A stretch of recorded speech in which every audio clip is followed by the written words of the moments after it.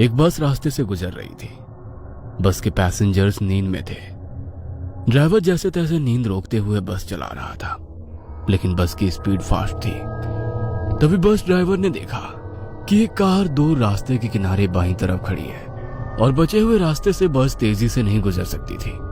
Driver को गुस्सा आया क्योंकि उसे बस की स्पीड कम करनी पड़ी और अगले स्टॉप पर पहुंचने के लिए बस को देरी होने लगी थी। बस उस कार के पास से गुजर रही थी। ड्राइवर को लग रहा था कि वो चिल्लाकर कार ड्राइवर को गाली दे, क्योंकि उसने कार किनारे से थोड़ी दूर रास्ते पर लगाई थी, लेकिन फिर भी जोर से हॉर्न मारकर मन ही मन गाली देते हुए ड्राइवर बस आगे ले आया। ड्राइवर तेजी से बस चलाने लगा। कुछ आधे घंटे बाद बस जंगल के रास्ते तक पहुंची। तभी ड्राइवर ने देखा कि एक आदमी रास्ते के बीचों बीच से भाग रहा है। उसकी पीठ पर एक बैग थी। ड्राइवर जोर जोर से हॉर्न मारने लगा ताकि वो आदमी रास्ते के बाजू हट जाए, लेकिन हॉर्न की आवाज सुन वो रुक गया और पलटकर बस को रोकने के लिए चिल्लाते हुए दोनों हाथ उठाकर हिलाने लगा। ड्राइवर को लगा कि वो आदमी मुसीबत में होगा, इसीलिए उसने बस रोक दी। बस रोकते ही कंडक्टर ने बस का दरवाजा खोल दिया। वो आदमी हाँफते हुए बस में चढ़ गया और चिल्लाते हुए बोला, जल्दी बस भगाओ, भगाओ वरना वो आ जाएगी। बस रुकने के कारण और उस आदमी के चिल्लाने के कारण पैसेंजर्स नींद से जाग गए। ड्राइवर उस आदमी की तरफ मुड़कर देख रहा था। तभी वो आदमी फिर से चिल्लाया, अरे भगाओ वरना वो सब लोगों को मार डालेगी। ये सुन ड्राइवर के साथ साथ बस के सभी लोग घबरा गए और बस ड्राइवर ने वहां से बस भगाई। क्या हुआ भाई साहब, आप इतने डरे हुए क्यों हो और आप किसके बारे में बात कर रहे हैं? कौन आएगी? उस आदमी ने अपनी पीठ से बैग निकालकर नीचे उसके पैर के पास रखी और कंडक्टर के बगल में बैठ गया। वह पसीने से लथपथ हो गया था। उसका शर्ट फटा हुआ था और उसके शरीर पर कुछ जख्म भी थे जिसमें से खून बह रहा था। पैसेंजर्स उसे घूर रहे थे। कुछ लोग घबरा भी गए थे कि यह आदमी आखिर है कौन। आप कौन हो भाई और ऐसे क्यों भाग रहे हो और किससे भाग रहे हो? वैसे उस आदमी ने बताना शुरू कर दिया, मैं सत्या हूँ। मैं पीछे वाले कलहरी गांव के रेलवे स्टेशन पर चौकीदार का काम करता हूँ। मेरा कुछ 5-6 दिन पहले कलहरी रेलवे स्टेशन पर ड्यूटी लगा था। वैसे गांव छोटा होने के कारण स्टेशन भी छोटा था। वहां केवल एक ही प्लेटफॉर्म था।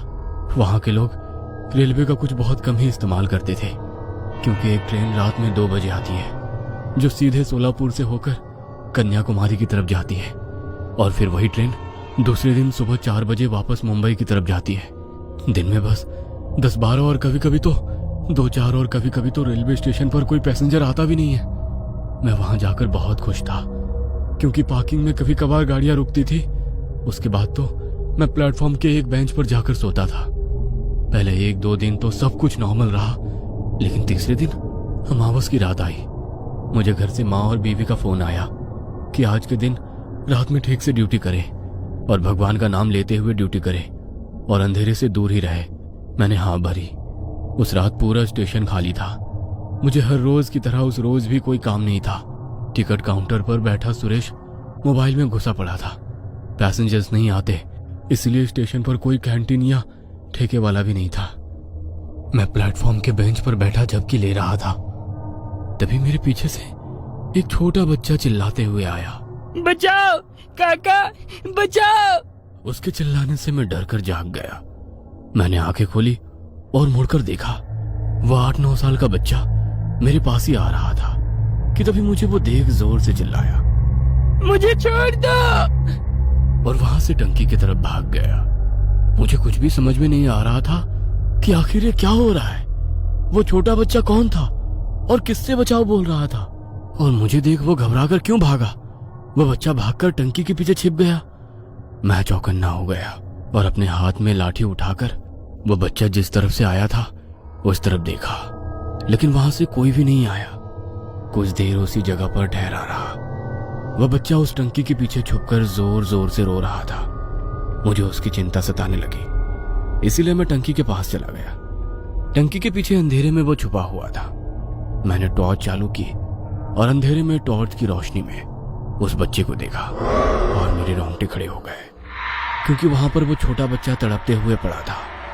उसकी गर्दन किसी ने काट दी थी और उसका सर उसके कंधे पर गिरा पड़ा था। वो हाथ पांव हिलाते हुए तड़प रहा था। मैं डर गया और इधर उधर उस बच्चे पर हमला करने वाले को ढूंढने लगा और फिर वहां से पीछे हटते हुए टिकट काउंटर की तरफ भागा। सुरेश, सुरेश! मैं सुरेश के पास जाकर हाँफते हुए बोला, क्या हुआ?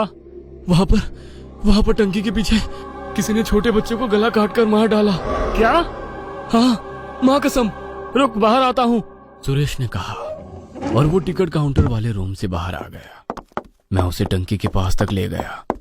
मेरी उसके पीछे जाकर उस बच्चे को देखने की हिम्मत नहीं हो रही थी, इसीलिए मैंने सुरेश को अकेले वहां जाने के लिए कहा। सुरेश घबराते हुए टंकी के पीछे गया। कुछ ही वक्त में वो टंकी के पीछे से बाहर आया और बोला, कहाँ है बच्चा? वही तो है, टंकी के पीछे खून से लथपथ पड़ा।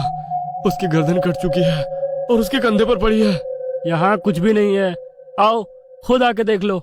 मैंने वहां जाकर देखा और मेरी आंखें फटी की फटी रह गई, क्योंकि वहां कोई भी बच्चा नहीं था, ना ही वहां कहीं खून की एक बूंद भी थी। वह देख में हक्का बक्का रह गया। अभी तो यही तड़प रहा था, अब कहाँ चला गया? तेरा कोई वहम होगा, जा किसी बेंच पर जाकर लेट जा।